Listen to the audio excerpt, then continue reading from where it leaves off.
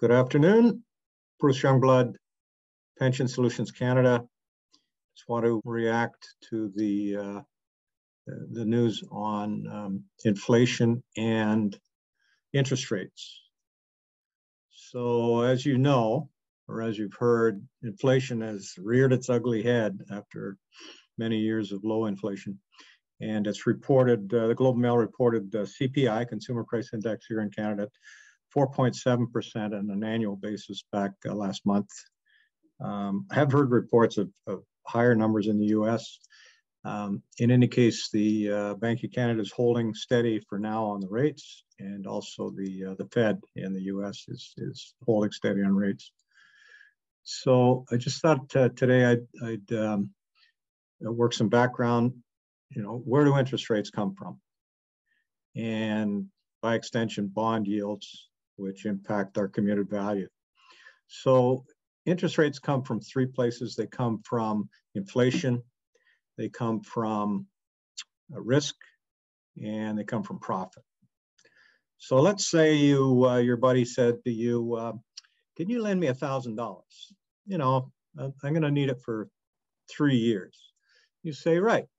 Okay, sure, I'll lend you that. But first of all, I want to make sure that when I get that $1,000 back, it will buy me $1,000 worth of goods. So I'm going to have to charge you something for inflation. So that's step number one. So let's pretend inflation stays at around 2%, which is the target here in North America. So in a simplistic world, 2 times 3 is 6. So he's going to say, well, look, I need 6% anyway. Okay. And then secondly, he says, you know what, I do quite a bit of this, and periodically somebody stiffs me. Somebody fails to pay me back. So I have to have something in there for risk. Not a lot, but something. And then thirdly, I could go out and buy myself, I don't know, nice membership somewhere, some fancy clothes, buy my spouse something, my kids. Whatever. So I need a little profit to motivate me, which is what the banks, they're in business for. So again, he needs to charge you a little more. So for argument's sake, let's say he wants 10% back over the 3 years. So there's the interest rate. And the moral of the story is the cornerstone of interest rates is inflation. So when you see inflation go up, interest rates are going to go up. Someone said to me earlier today, well, inflation went way up. Why didn't interest rates jump up?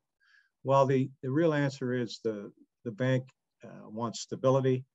They don't want to change the interest rate every night. So the banks for the moment are saying, we're watching inflation. We're not going to react just yet, but we're watching inflation. Okay.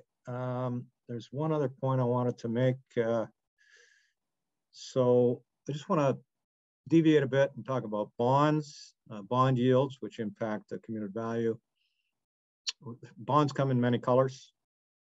There's Government of Canada bonds, they're well known, Government of Ontario, municipals in the US, not in Canada, corporate bonds. So let's say the Royal Bank wants, $5 billion for some project. You say, well, who would I rather lend money to? Bank of Canada or the Royal Bank? Well, I'd rather lend money to the Bank of Canada. So it's like, well, and the Royal Bank's going to have to pay a little more to get your attention.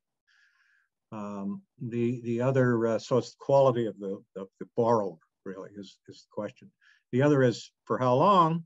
Oh, you want your money for 3 years? No. I'm going to need it for 30 years. Ooh, wow. So, we're going to have to charge more because we don't know what the environment's going to be like over the next 30 years. That's called duration, or how long is the bond written for is the duration. And right now, I'm going to use this term, rising interest rates, if they're not going down, then nobody's buying long-term bonds. Lastly, what's the impact of the bond yield on a commuted value? Well, it works like this. It's a teeter-totter. If the bond yield goes up, your commuted value goes down, and conversely. And this time last year, bond yields were down in the gutter at 0.5% on a Government of Canada 10-year bond. They've now actually tripled. They're at 1.5. Today, they're a little less than that, 1.38. Nonetheless, Bond yields up, commuted value down. Commuted values generally, broad brush, are down about $100,000 since last year. So you say to me, well, then the copycat won't work. Well, it will work, and I'm delivering one today where we have a little bit of extra cash. The reason, of course, is that the auto company or the employer or the employer's administration look at, oh, you're retiring and you're 55. We have to pay you for the next 30 years. How much capital is that going to take?